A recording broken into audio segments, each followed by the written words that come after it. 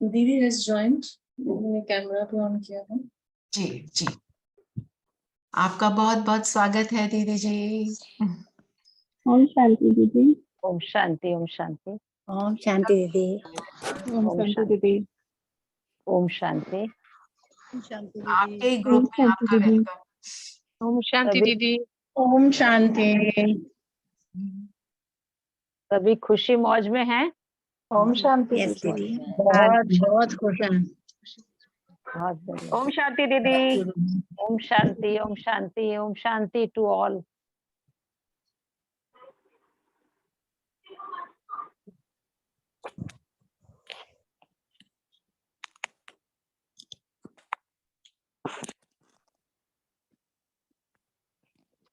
हाँ जी, ओम शांति। आवाज सुनाई दे रहा है? हाँ जी दीदी। हाँ जी दीदी, बढ़िया अच्छी बात है। अभी थोड़ा सा हम स्टार्ट कर लेते हैं, ठीक है? जी। चलो आज मुरली रचना बहन स्टार्ट करो। हाँ जी, चित्रा बहन आप शेयर करेंगे? मेरे पास तो है जी, करती हूँ। हाँ जी, तो हमारा आज से कंबाइंड स्वरूप शुरू है।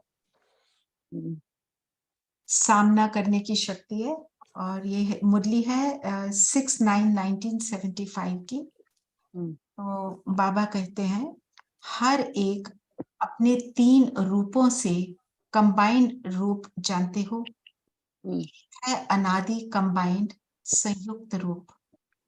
दूसरा है संगम युगी कंबाइंड रूप और तीसरा है भविष्य कंबाइंड रूप। इन तीनों को जानते हो। आप मनुष्य आत्माओं का अनादि कंबाइंड रूप कौन सा है? पुरुष और प्रकृति कहो या आत्मा और शरीर कहो, यह अनादि कंबाइंड रूप इस अनादि ड्रामा में नूंदा हुआ है। भविष्य कंबाइंड रूप कौन सा है? विष्णु चतुर्भुज।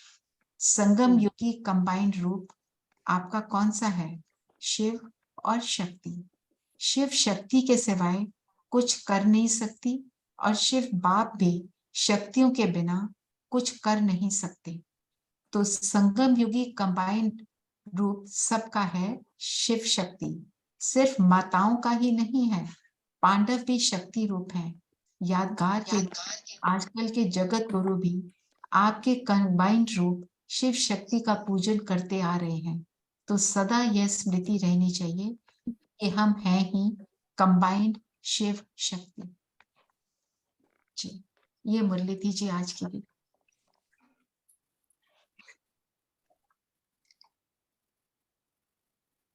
थैंक यू रचना बहन।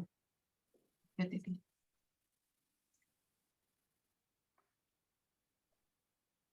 आज हमने बाबा के महावाक्य सुने।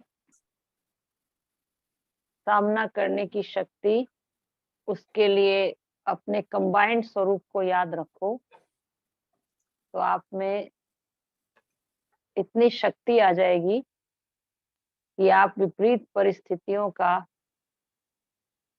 और जो भी आपके सामने एडवर्स सिचुएशंस आती हैं और चैलेंजेस आती हैं,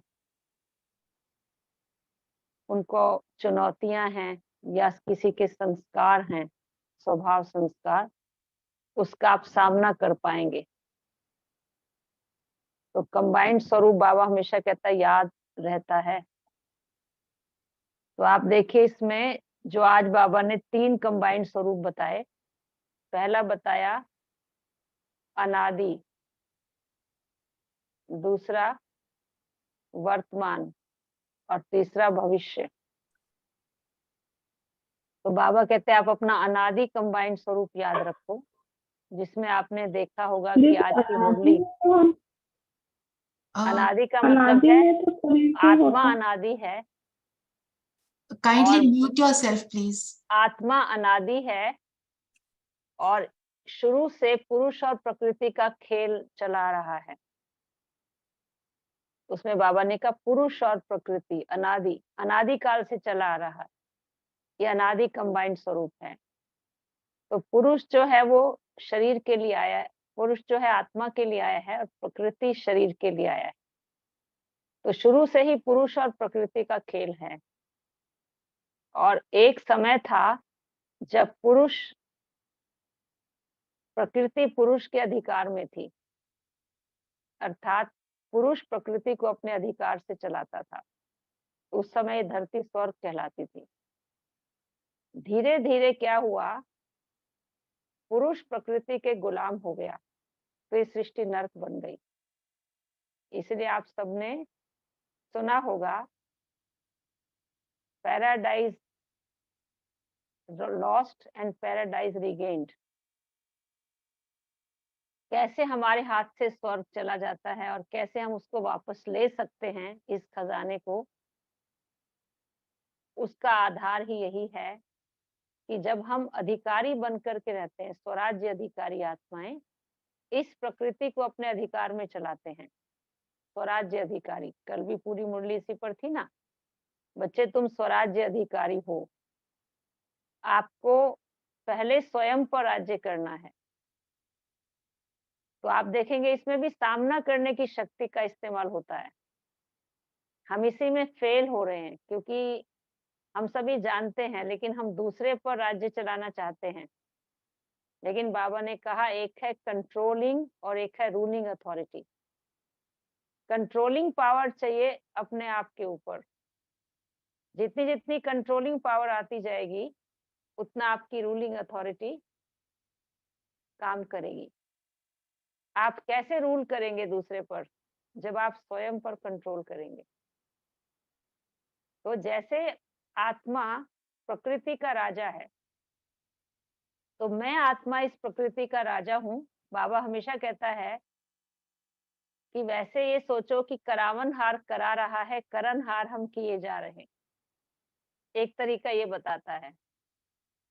फिर कहता है बच्चे सदा सोचो कि मैं आत्मा करावन हार हूं और करावन हार बन करके इन देह की कर्म इंद्रियों से कर्म करा रहा हूं, और जैसा मैं इनको आदेश करूं ये कर्म इंद्रियां मेरे आदेश का पालन करें। तो मेरी स्थूल कर्म इंद्रियां और मेरी सूक्ष्म शक्तियां मेरे अधिकार में हो। जिस समय जिस शक्ति का आवाहन करूं वह शक्ति मेरी सेवा में हाजिर हो जाए। ठीक है ना?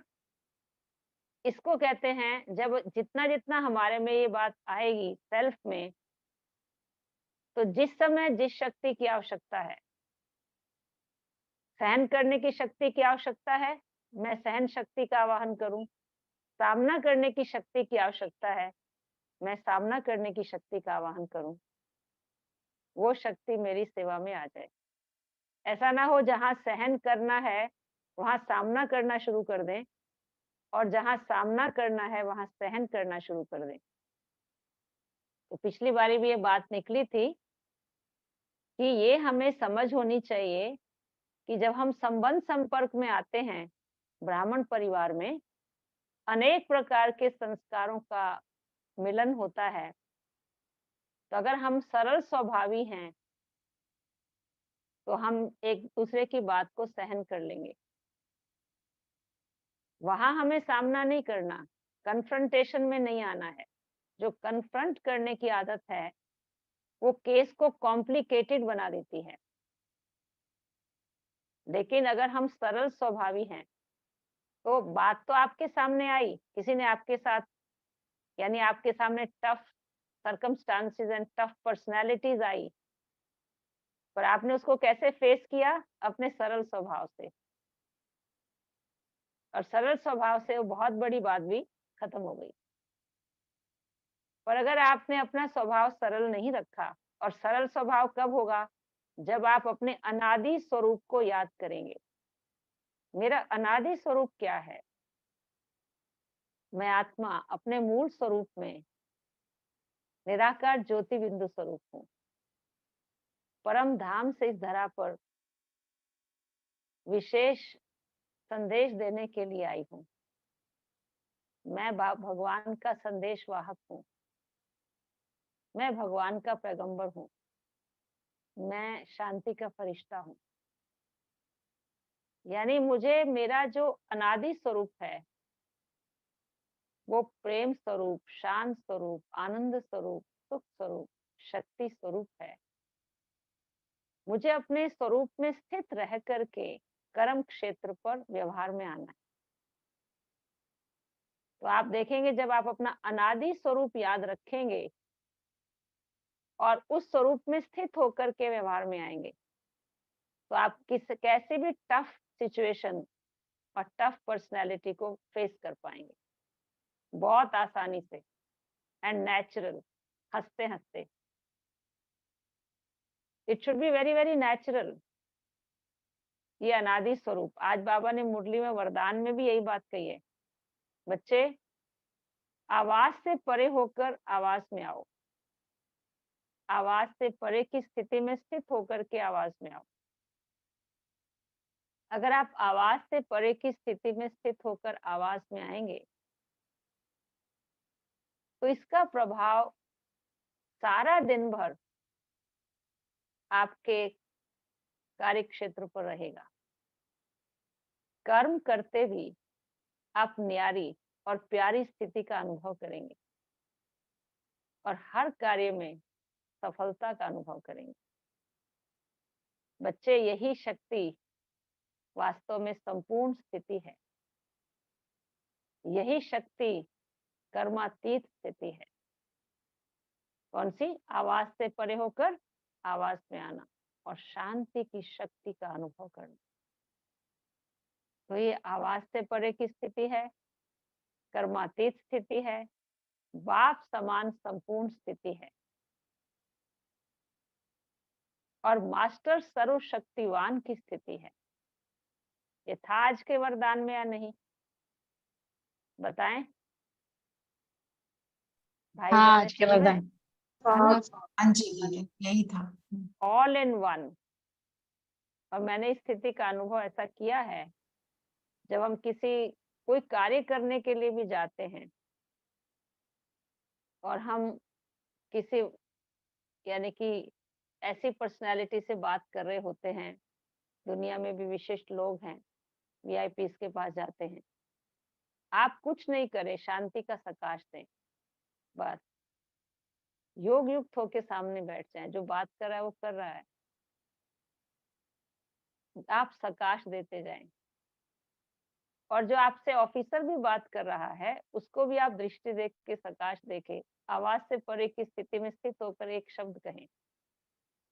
आप देखेंगे आपका कार्य सिद्ध हो जाएगा, आपको मेहनत नहीं करनी पड़ेगी। और हमने तो लाइफ में बहुत ही अनुभव किए, मैं अनुभव तो यहाँ नहीं सुनाऊंगी, लेकिन जो भी कार्य हमारे हुए हैं वो आवाज से परे रहकर आवाज में आना। अगर जिसको बाबा ने कहा अपने अनादि स्वरूप में स्थित होकर के कर्म में आना, यह कर्म करते कर्म के बंधन से न्यारा और प्यारी स्थिति। तो आप हर बात को फेस कर पाएंगे, आपके लिए कोई बात मुश्किल नहीं होगी।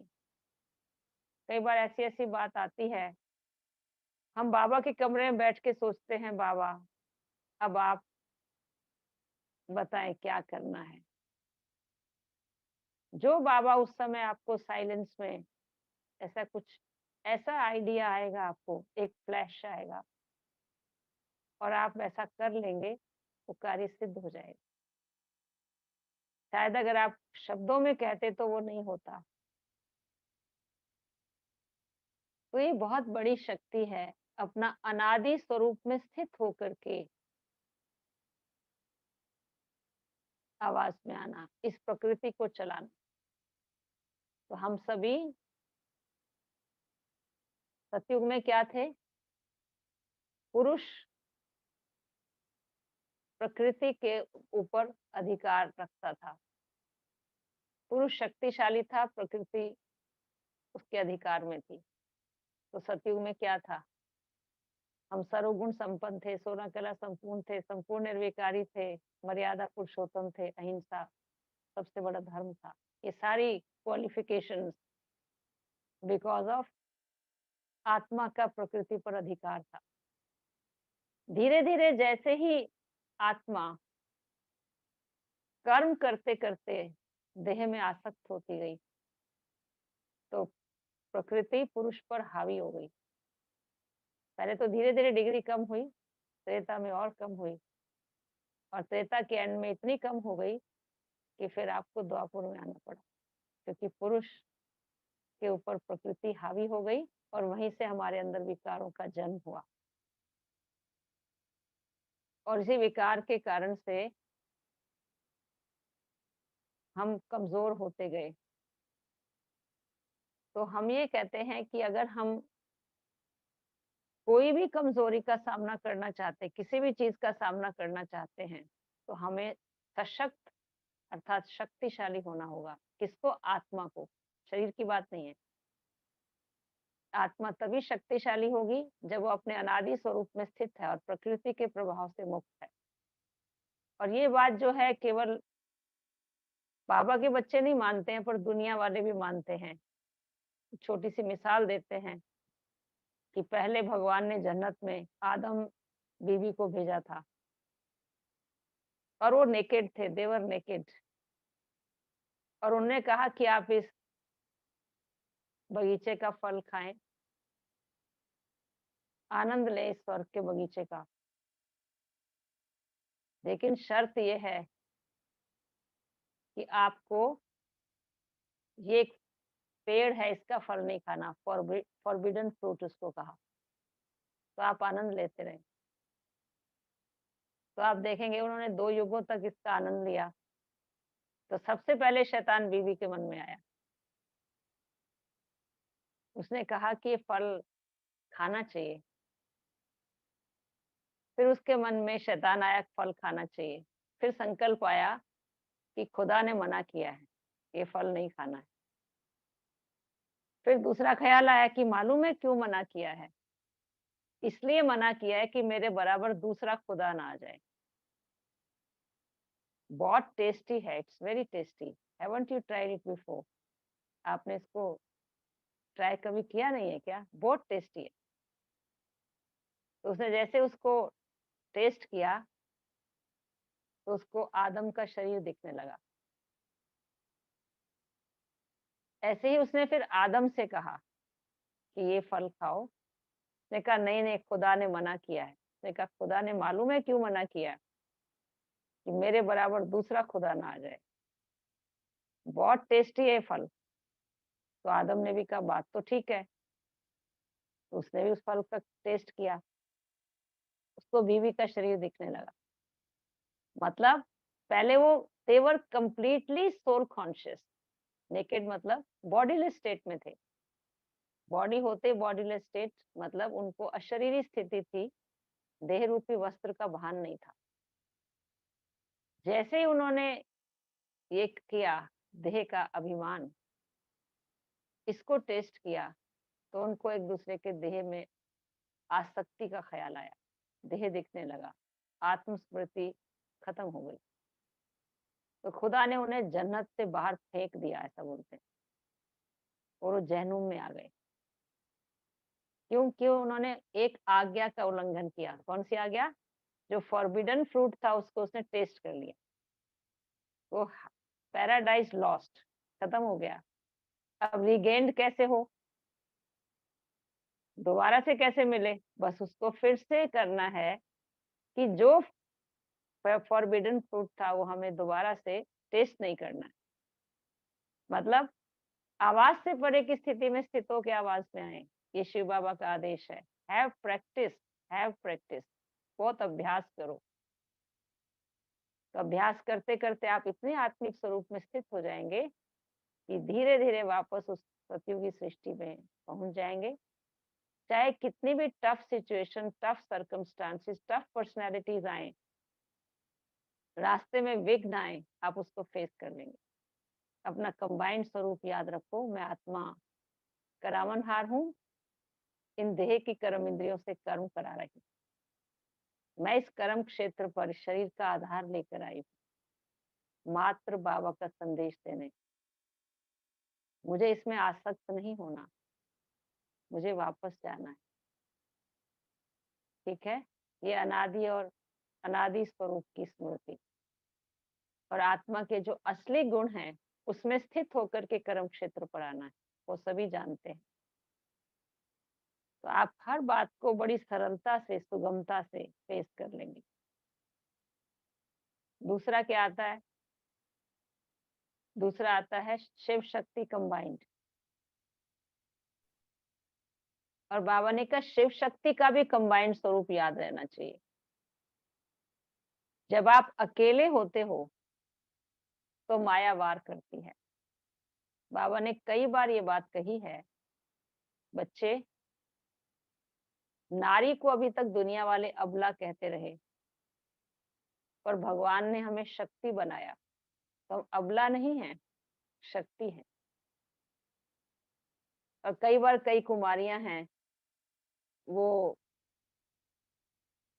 जब किसी बात को फेस नहीं कर पाती, क्या करे बाबा, घर वाले बहुत तंग करते हैं, कहते हैं शादी करो, एक बार शादी करके हमारे घर से चली जाओ, फिर तुम्हारी मर्जी, तुम जो करना, लेकिन हम तो शादी करा कर ही छोड़ेंगे, बाबा क्या करें? तो बाबा कहते थे देखो, बकरी का शिकार हो सकता है, कसाई के तलवार के नीचे आ सकती है। शेर का सामना करने का किसी का साहस नहीं होता। शेर का कोई शिकार करता है बच्ची? तुम शेरनी शक्ति हो, तुम बकरी नहीं हो। ये वक्त है तुम्हें फेस करना, अपने स्वमान को याद करो। एक बार अगर आप अपने स्वमान को भूलकर कमजोर हो गई, नीचे आ गई, तो हमेशा के लिए आपका तकदीर को लकीर लग जाएगी।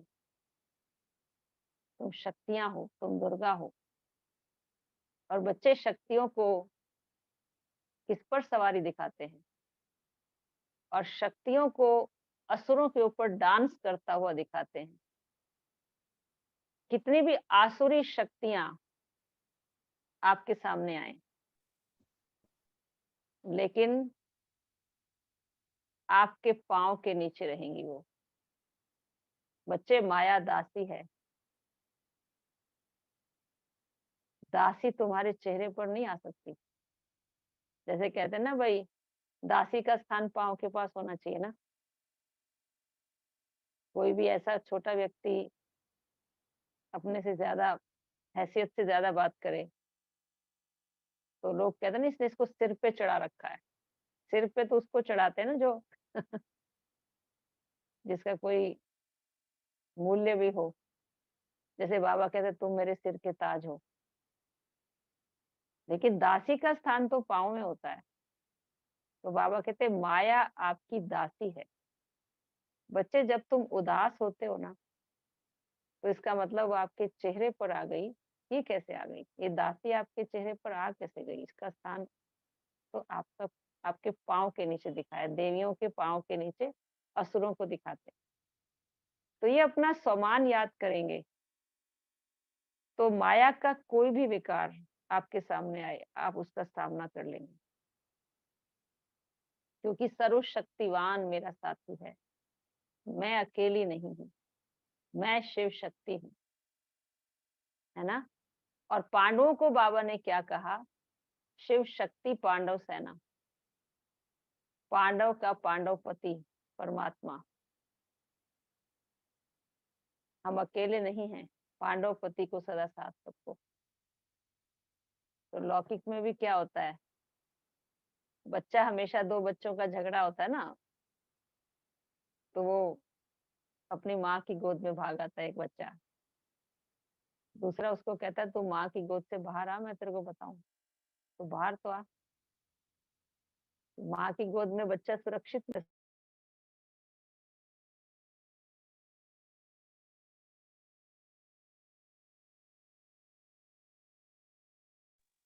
दीदी आप म्यूट हो गए हैं।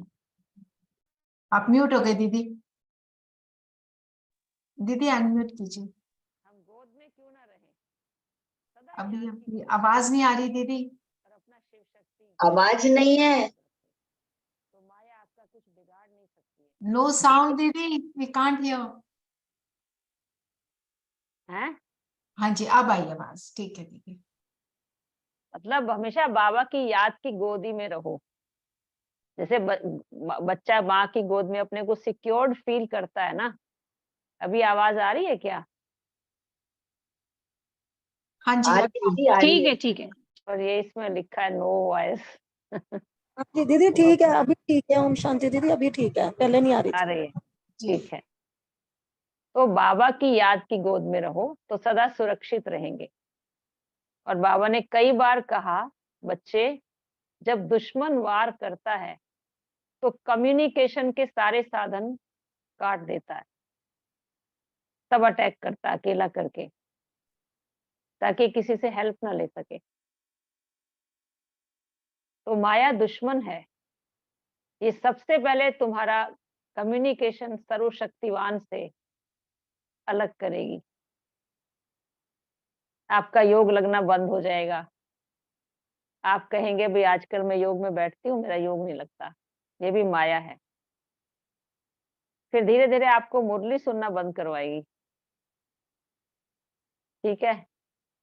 फिर कहेंगे दीदी बाबा की मुरली है ना, हम कभी मिस नहीं करते हैं, कभी याद नहीं है। घर में रोज सुनते हैं और आपको रोज देखते हैं यूट्यूब पे। तो सबसे पहले वो कहाँ थोड़ा सा डिस्टेंस पे ले आइए आपको। फिर धीरे धीरे कहते हैं कि देखो मुरली में जो बातें है ना, मुरली तो अक्सर एक ही होती है, सेम।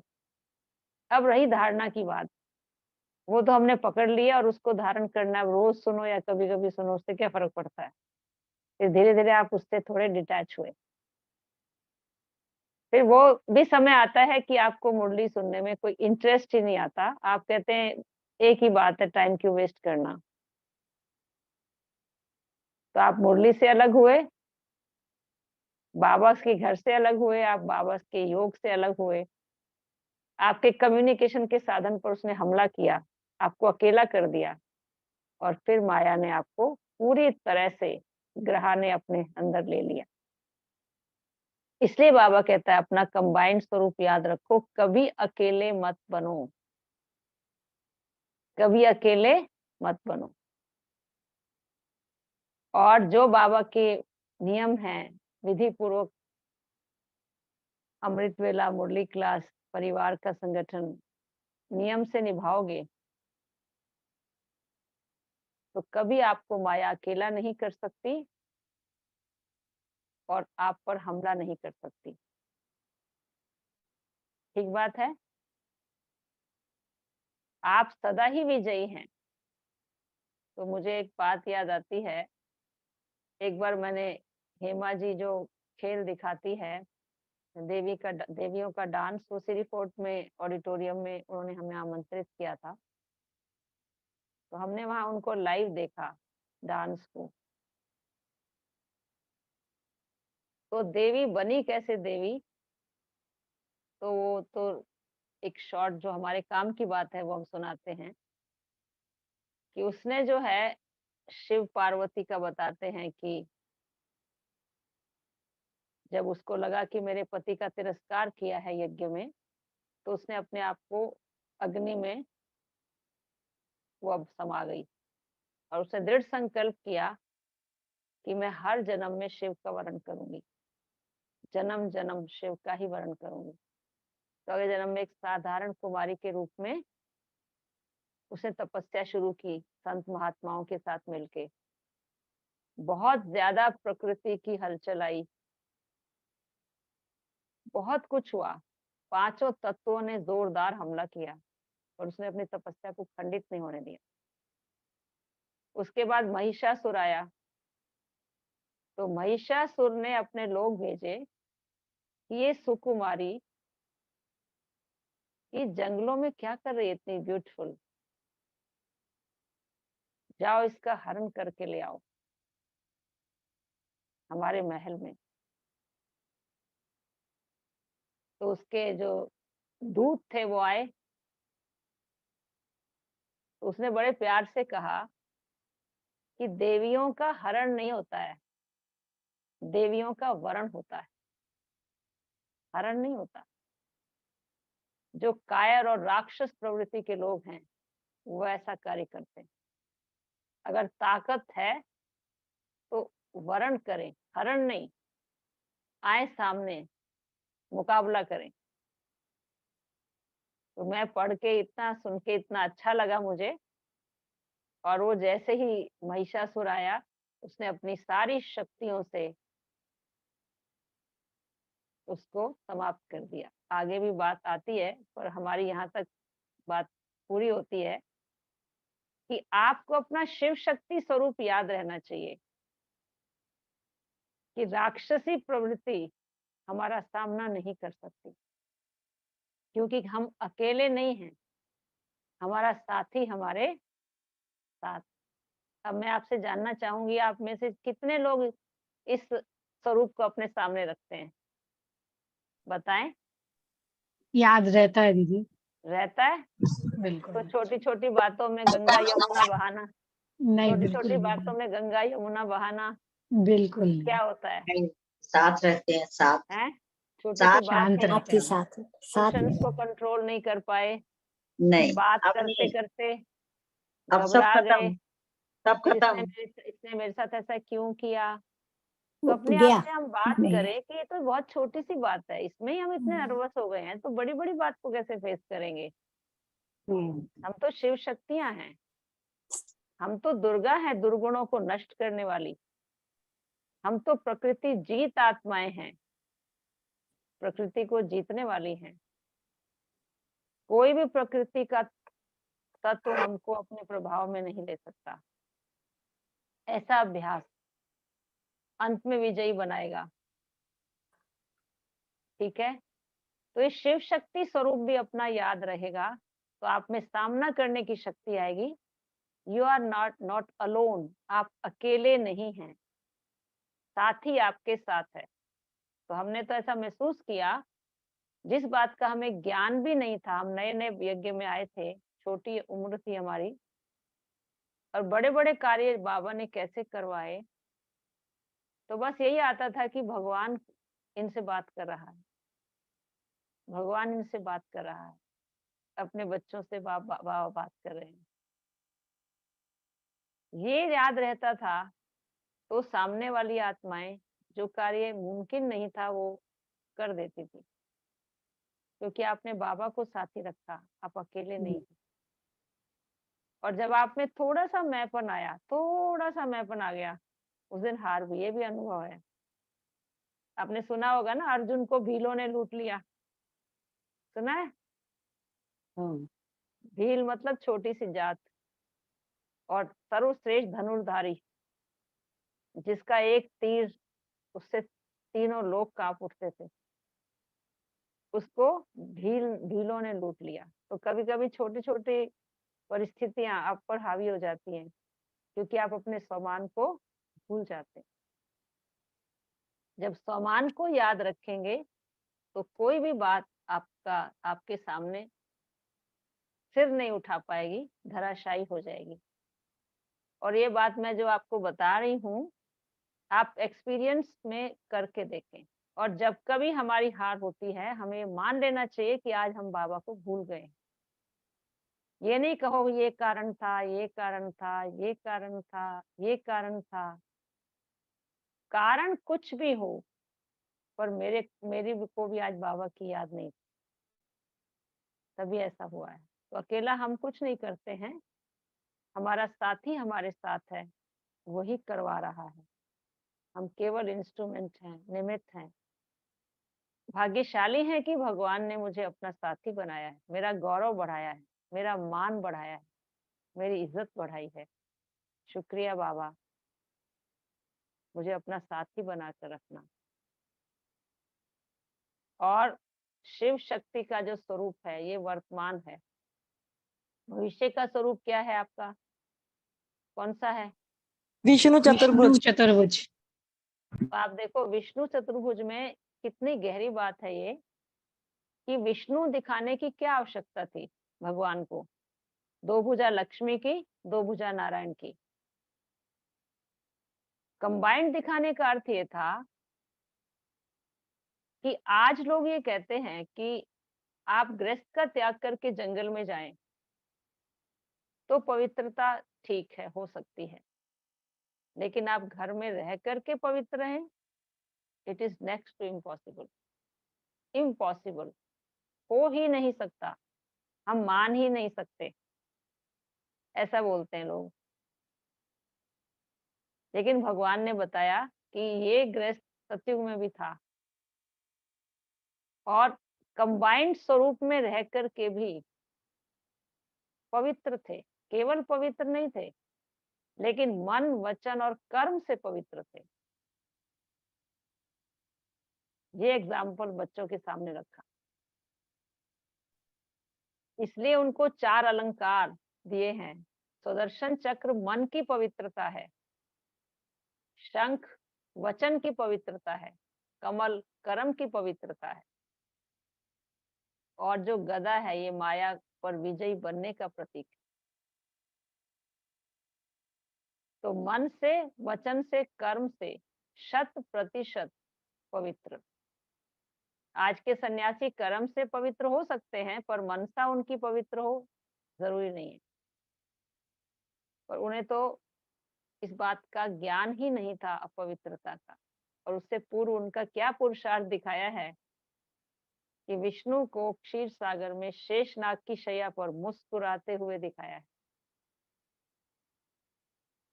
है ना। ये स्वरूप अपना सदा याद रखो।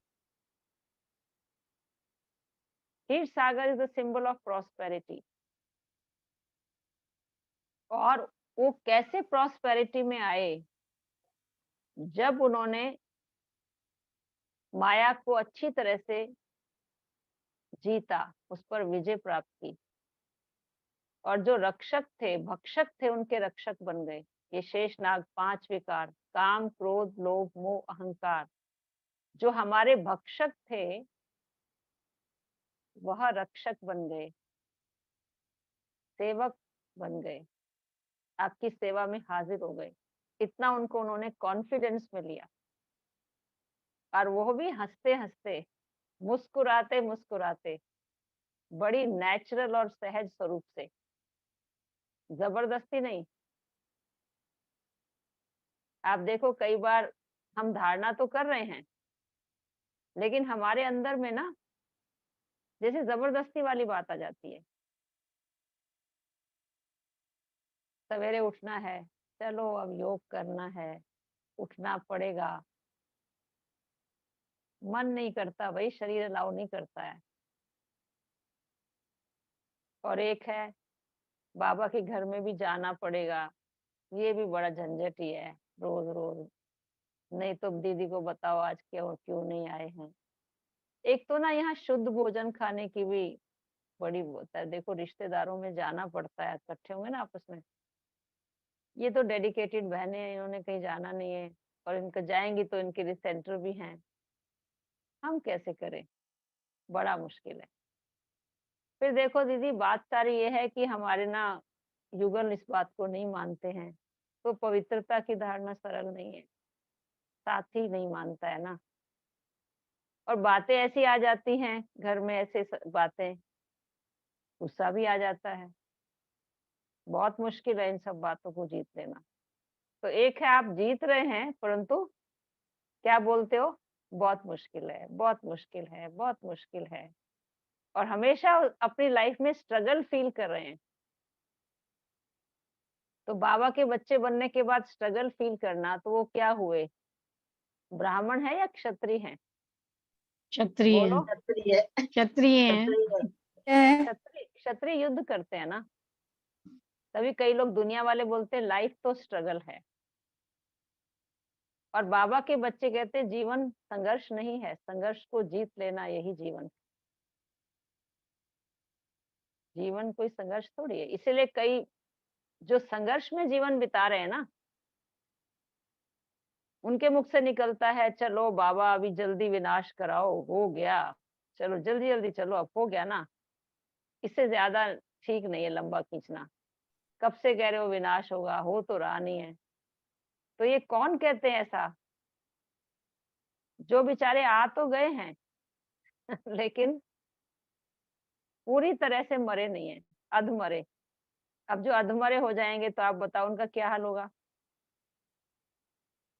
ठीक है ना, ना ना तो इस लाइफ का सुख ले पा रहे हैं, ना आगे जा रहे हैं यात्रा पे। ना तो हम उस दुनिया में जा सकते हैं, और यहाँ पूरी तरह से मरे नहीं तो यहाँ की जीवन का सुख भी नहीं ले पा रहे। तो अभी हमें विष्णु जैसा बनना है, माया को जीतना है हंसते हंसते। कैसे जीतना है? बोलो भाई। हंसते हंसते हंसते। हंसते। हाँ, हंसते हंसते हंसते माया को हंसते जीते हंसते हैं, हंस रहे हैं। माया को जिंदगी जीते का खेल हंसते माया हंसते को जीतना है, खेलिए। हंसते हंसते। जिंदगी का खेल हंसते हंसते खेलिए। तो ये अगर हमारी मतलब एक आदत बन जाए एंड नेचुरल हो जाए, अगर हमारे अंदर ये नेचुरल नहीं है, make it natural. Have practice again and again, rapid practice करो इसमें। तो आप देखेंगे आपको इतना मजा आएगा जिंदगी जीने का। और जो गायन है अति इंद्रिय सुख, क्योंकि विष्णु का जो बचपन का रूप है वो तो श्री कृष्ण दिखाते हैं ना, तो उसको डांसिंग पोज में दिखाते हैं। He is always in dancing pose. उनके मन का मोर हमेशा नाचता ही रहता था। तो हम अपने कंबाइंड स्वरूप में रह के, कंबाइंड का मतलब ये नहीं कि अपनी जोड़ी को छोड़ के जंगल में चले जाओ, अपनी जोड़ी के साथ रहना है, लेकिन उनके संग में रह करके मन में संकल्प ना आए नेगेटिव, क्योंकि उसने ज्ञान का चक्र चलाया मनसा में, तो आसुरी वृत्तियों का गला कट गया और मुख से सदा ज्ञान शंख बजाया। पहले ये मुंह जो है ना गपोड़ शंख था, पहले गप्पे बहुत मारता था ये, हमारे मुख से गपशप बहुत निकलती थी।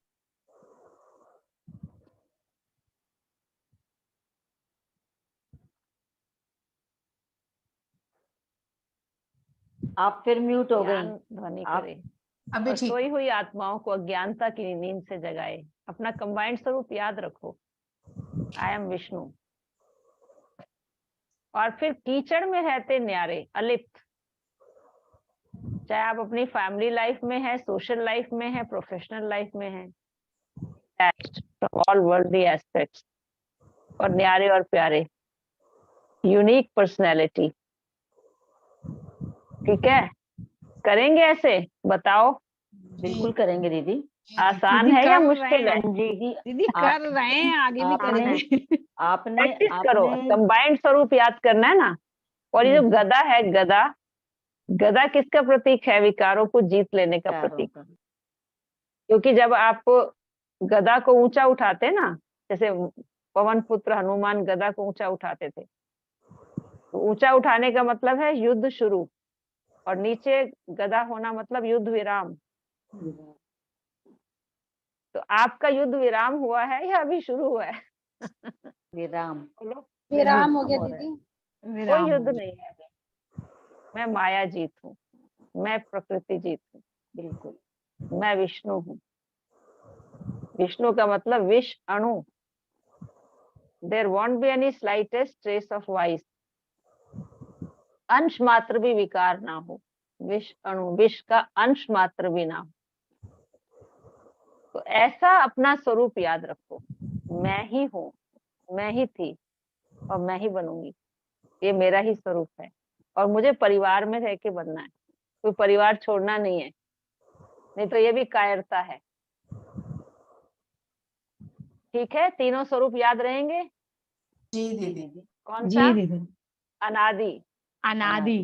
अनादि शिव स्वरूप शक्ति। आवाज से परे होके आवाज में आओ, आवाज से परे होके आवाज में आओ। अभ्यास करो, अपने मूल स्वरूप में स्थित रह करके कर्म क्षेत्र पर आओ। देखो आप हर बात और संस्कार को फेस कर पाएंगे। Tough situation, tough personalities, tough circumstances आप फेस कर पाएंगे। और दूसरा, मैं शिव शक्ति हूँ। शिव शक्ति हूँ। शिव शक्ति।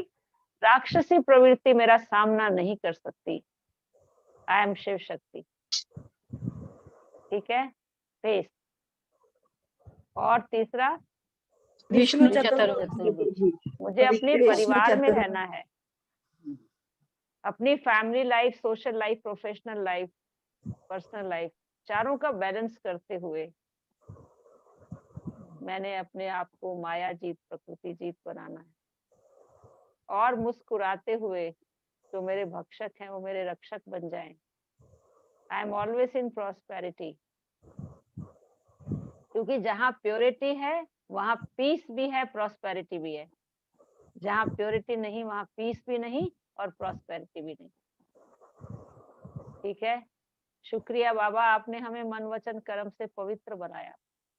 तो बाबा ने कई बार कहा, बच्चे जब भी आपकी शांति खंडित होती है, जब आप उदास होते हो, हम सब उस कैटेगरी में आते हैं, तो बच्चे कहीं ना कहीं तुम्हारी पवित्रता खंडित हुई है, तभी तुम्हारी शांति खंडित हुई है। आप गहराई से सोच के देखिए, पवित्रता का मतलब केवल सेलिबेसी नहीं है। पवित्रता का मतलब any of the brahmacharya. Vice, any of the vice आ गया तो वो आपकी पवित्रता को खंडित कर देगा। तो बच्चे, आप विष्णु चतुर्भुज स्वरूप याद रखो, तो आप इन सब विकारों को फेस कर पाएंगे और पहले माया जीत और फिर प्रकृति जीत, फिर जगत जीत बन जाएंगे। ओम शांति। दी एक चीज बोलना, बोलूं? हाँ जी, बोलिए। आज आपकी क्लास ऐसे लग रही थी कि बाबा सामने बैठे हैं और हमें हमारा असली दर्पण दिखा रहे हैं। आपने आज बिल्कुल वो सब बातें कह दी जो बाबा कई बार मुरलियों में हमें दर्पण दिखा देते हैं प्यार से। आपने भी प्यार से ही दिखा दिया। शुक्रिया thank you, Baba, thank you शुक्रिया। बाबा का। दीदी एक क्वेश्चन आया है। दीदी बहुत ही बताएं। सरल और शक्तिशाली क्लास है आज की। बताएं बताएं। दीदी क्वेश्चन है, पवित्रता के लिए क्या करें दीदी, पेपर्स आ रहे हैं। कौन से पवित्रता के लिए? कौन सी पवित्रता के शादी लिए? बहन देखो बाबा ने, मैं आपको एक सरल सी बात बताती हूँ। बाबा ने कहा, बच्चे ये तो कहो ही नहीं कि मुझे पवित्र रहना है, ये कहना बंद कर दो। आप कहो मैं तो हूं ही पवित्र। क्या बोलना है? मैं तो हूं ही पवित्र। क्योंकि आप जानते हैं कि जिसका जो नेचर होता है ना, ओरिजिनल नेचर, वो दिखाई जरूर देता है। जैसे पानी है, उसका नेचर है शीतलता। अगर आप उसे स्टोव पे रख दें, वो गर्म हो जाएगा और फिर जैसे नीचे उतार के रखेंगे, धीरे धीरे फिर वो अपने ओरिजिनल फॉर्म में आ जाएगा, शीतल हो जाएगा। तो नेचुरल रूप में स्थित रहना बहुत आसान है, लेकिन आर्टिफिशियल रूप में स्थित रहना मुश्किल है। अब पवित्रता जो है मेरा नेचुरल स्वरूप नहीं है, इसलिए हम अनकंफर्टेबल फील कर रहे हैं। हम कंफर्टेबल फील नहीं करते हैं जब भी मेरे में कोई विकार आता है। तो बच्चे, अपना नेचुरल स्वरूप याद करो। ये नहीं सोचो कि मुझे पवित्रता धारण करनी है, धारण नहीं करनी है। पवित्रता मेरा वास्तविक स्वरूप है। मैं हूं ही पवित्र, मैं हूं ही पवित्र। मैं पवित्र स्वरूप आत्मा हूं, पवित्रता के सागर की संतान हूं और पवित्र धाम की रहने वाली हूं। और फिर मेरा पूज्य स्वरूप पवित्र है, सारा संसार उसके आगे नतमस्तक होता है। तो जब ये अपने वास्तविक स्वरूप को बार बार सोचेंगे, तो मैं छोटा सा मिसाल देती हूँ आपको। जैसे बताते हैं, कहते हैं एक बार एक राजा ने ऐलान किया, छोटी सी एक शिला थी, तो कहा जो इस शिला को हटा देगा, हिला देगा, उसको राजकोष की तरफ से बड़ा भारी इनाम मिलेगा। तो मंत्री से कह के शहर में घोषणा करा दी। तो बड़े बड़े आए, ताकतवर दारा सिंह, वो शिला के नजदीक आए, उसे हिलाने का साहस नहीं कर पाए। लेकिन सारी जितनी गैदरिंग थी, उसके बीच में एक दुबला पतला भाट था। उसने कहा कि मैं इस शिला को तोड़ सकता हूँ।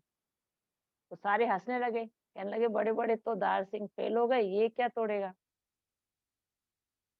उसने कहा कि कोई अगर इसमें, एक दुबला पतला राजपूत था असल में, तो उसने कहा इसमें अगर सभा में कोई भाट है जो मेरे राजपूत घराने की महिमा का बखान करे, तो मैं इसको तोड़ सकता हूँ। तो उनको क्या आपत्ति थी उसमें से, उसने राजपूत घराने की महिमा का बखान शुरू किया। जैसे ही उसने बखान शुरू किया तो आप देखें उसके पूरे शरीर में एक शक्ति की लहर पैदा हो गई और उस शक्ति के साथ वो आगे बढ़ा और उसने शिला के टुकड़े टुकड़े कर दिए। तो बाबा कहता बच्चे इसको क्या बोलते हैं? स्वमान। आपका मूल स्वरूप पवित्र है, आपका अनादि स्वरूप पवित्र है, आपका आदि स्वरूप पवित्र है, आपका मध्य स्वरूप पवित्र है। बच्चे तुम पूज्य आत्माएं, अब संगम पर ब्राह्मण तो हो ही पवित्र। बच्चे अपवित्रता आपका रूप नहीं है, तो आप अपने मूल स्वरूप को याद करो। तो मुझे धारण थोड़ी करना, मैं तो हूं ही पवित्र। ये शक्ति आपको धारणा करने में, पवित्र बनने में सहयोगी बनेगी। ठीक है, अभ्यास लिख लिख कर अभ्यास, जैसे ब्रह्मा बाबा ने किया। और बताएं, एक उमा बहन ने समझ में आ गया उनको जिन्होंने प्रश्न पूछा था? स्वाति बहन आपने पूछा था, आयु देर, आप हैं वहां पे? आंसर नहीं दिया दीदी अभी। अच्छा, उमा बहन ने कुछ पूछना है दूसरा, अगर किसी का कोई ऐसा प्रश्न है ना, तो वो अलग से हमसे पूछे कि उनको किसके द्वारा समस्या आ रही है और कैसी समस्या आ रही है। हाँ हम जी, उनको उसकी युक्ति बता सकते हैं कि आप इसको कैसे ओवर पावर करें। स्वाति बहन आप फिर पर्सनल बात कीजिए दीदी से, ठीक है? हाँ, बताएंगे जरूर। दीदी अच्छा ओके, उमा बहन ने क्वेश्चन पूछना है, पूछिए उमा बहन।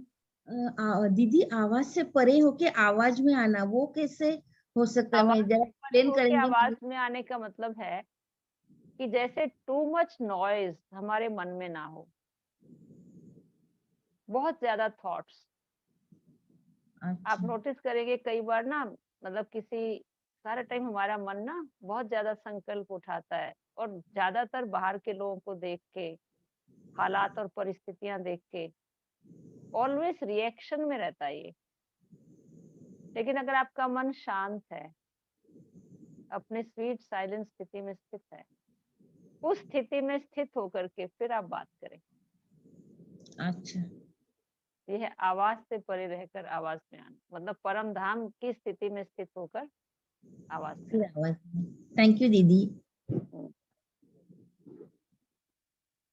और कुछ? आप मेडिटेशन करा देंगे दीदी? ठीक है, चलो थैंक यू आप सबका। भाई ये आप लोग कॉन्फ्रेंस की तैयारी कर रहे हो देवताओं?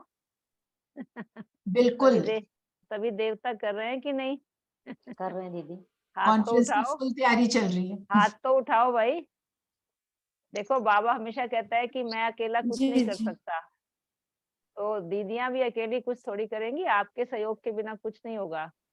अभी सबके हाथ नहीं उठे, इसका मतलब कुछ लोग ये जो हमारी कुछ कुछ बहनों ने हाथ नहीं उठाया है, कर सोच रहे रहे हैं हैं दीदी। कि सोच रहे हैं मैं देख रही हूँ, सबका देख रही हूँ हाथ उठाया कि नहीं है। कुछ तो सकाश दें और एम रखो, जितने बैठे हो ना, जितने बैठे हो एक एक रजिस्ट्रेशन सभी कराएं, तो देखो 100 रजिस्ट्रेशन हो जाएंगे।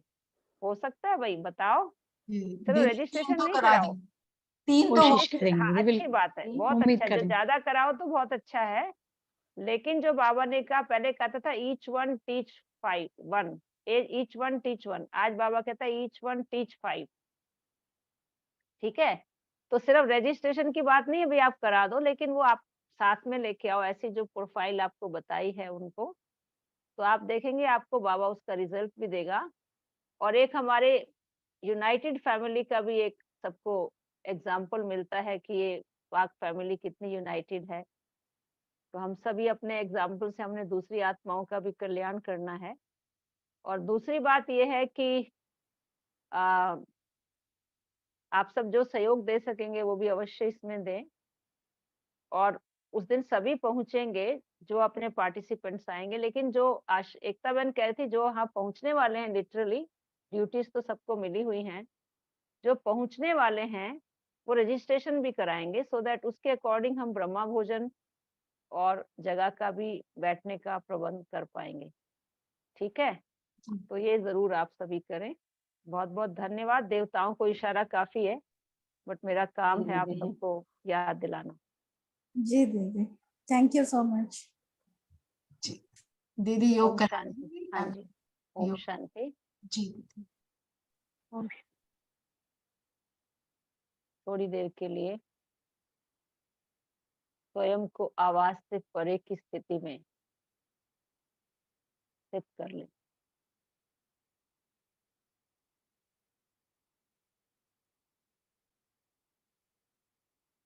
ऐसी स्थिति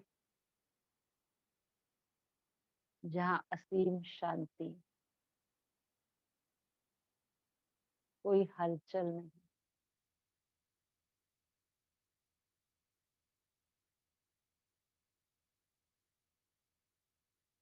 मैं आत्मा परम धाम के निवासी हूँ।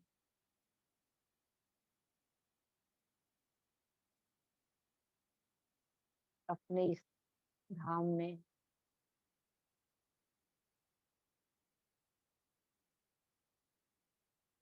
अपने पिता की सानिध्य में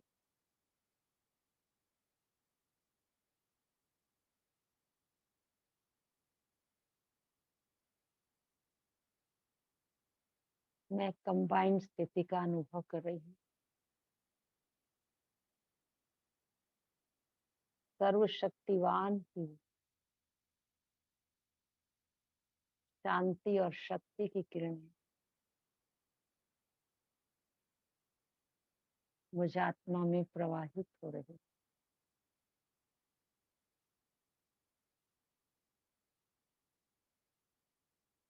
मैं आत्मा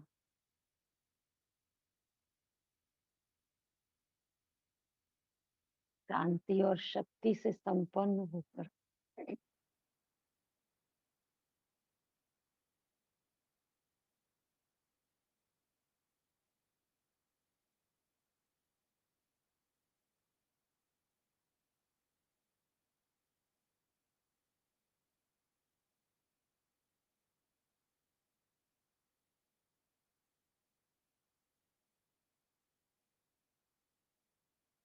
धीरे धीरे इस साकार सृष्टि की ओर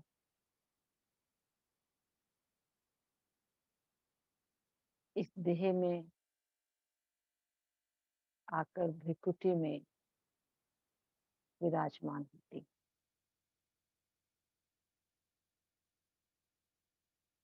मस्तक में चमकता दिव्य सितारा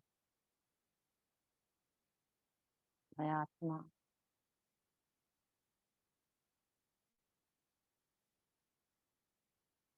करावन हार बनकर इन कर्मेंद्रियों के द्वारा कर्म करा रही।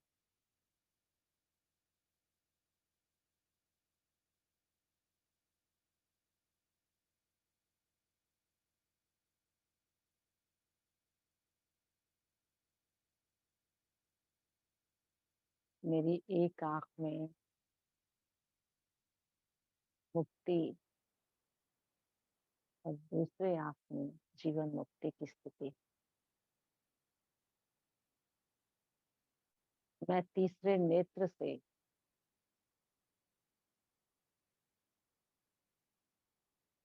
सारे विश्व की आत्माओं को निहार रही।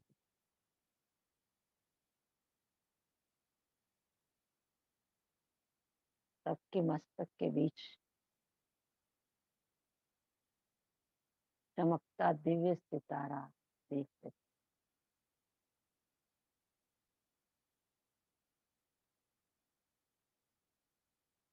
सभी आत्माएं बहुत सुंदर और लगाते।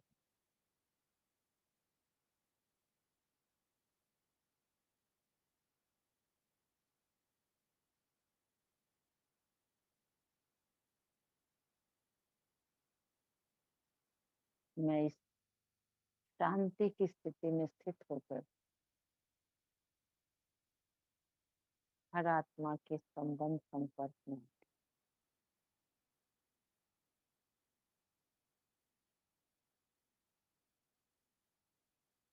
मुझे अपना कंबाइंड स्वरूप याद। मैं शिव शक्ति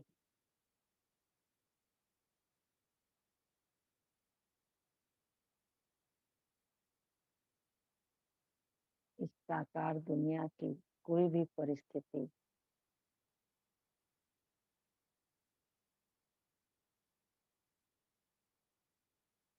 उस शक्ति का सामना नहीं कर सकती।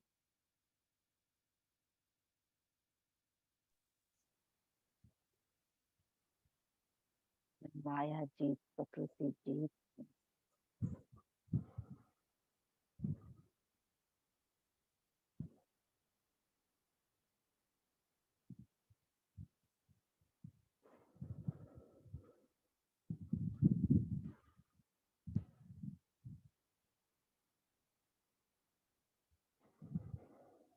मुझे अपना भविष्य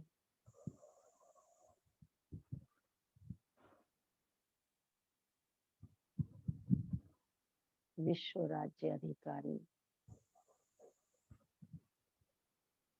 याद।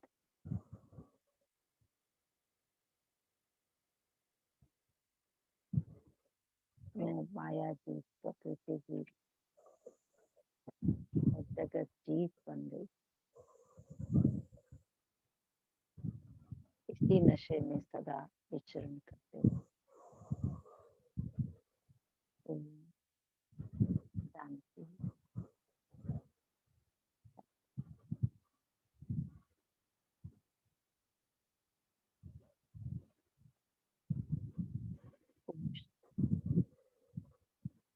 आपका ओम बहुत शांति दीदी। दीदी, thank you so much. Om Shanti दीदी। ओम शांति दीदी। ओम शांति। ओम शांति दीदी। ओम शांति दीदी। ओम शांति। ओम शांति दीदी। शांति। ओम शांति। सभी को बहुत बहुत ओम शांति याद है। आप ओम ओम है शांति दीदी। एकता बहन आई है क्या? थैंक यू दीदी। ओम शांति। आज एकता बहन है क्या? नहीं दीदी। चलो आजकल जैसे जैसे कॉन्फ्रेंस के दिन नजदीक आते जा रहे हैं ना, वो थोड़ा बिजी सा हो काम भी बढ़ रहा है हमें। जी। ठीक है, जी। आप सभी शुभकामनाएं दें। सबने 10 मिनट एक्स्ट्रा योग करना शुरू किया है? ठीक हो दीदी हमको। किया है या नहीं? किया है दीदी, किया है। अभ्यास कर रहे हैं। दीदी ये कब तक ओपन रहेगा रजिस्ट्रेशन? 20 तक या आगे? दीदी वो पूछ रहे हैं रजिस्ट्रेशन कब तक ओपन है 30 जुलाई के प्रोग्राम के लिए। मेरे ख्याल में ये लोग कह रहे थे कि 25 को खत्म बंद कर देंगे। ठीक है ठीक है भाई। दीदी, 25 तक तो उससे बहुत पहले काफी। करा दीजिए आप, मतलब 22-23 जी तक जी करा। जी दीदी, जी दीदी, हो कब है सकता है 2-4 प्रोग्राम? दिन पहले कर दें। जी ओम जी। शांति। ओम शांति। ओम शांति दीदी। ओम शांति दीदी। प्रोग्राम कब है? 30 जुलाई।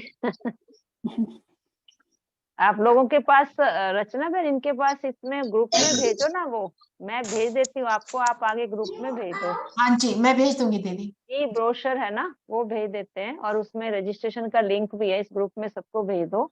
और दूसरी बात ये है कि ब्रोशर अगर किसी को चाहिए तो हमारे पास अभी भी हैं, वो हमसे, मैं वसंत कुंज ले आऊं क्या? नजदीक पड़ेगा उनको? बताएं। किसी को चाहिए ब्रोशर तो बता दीजिए प्लीज।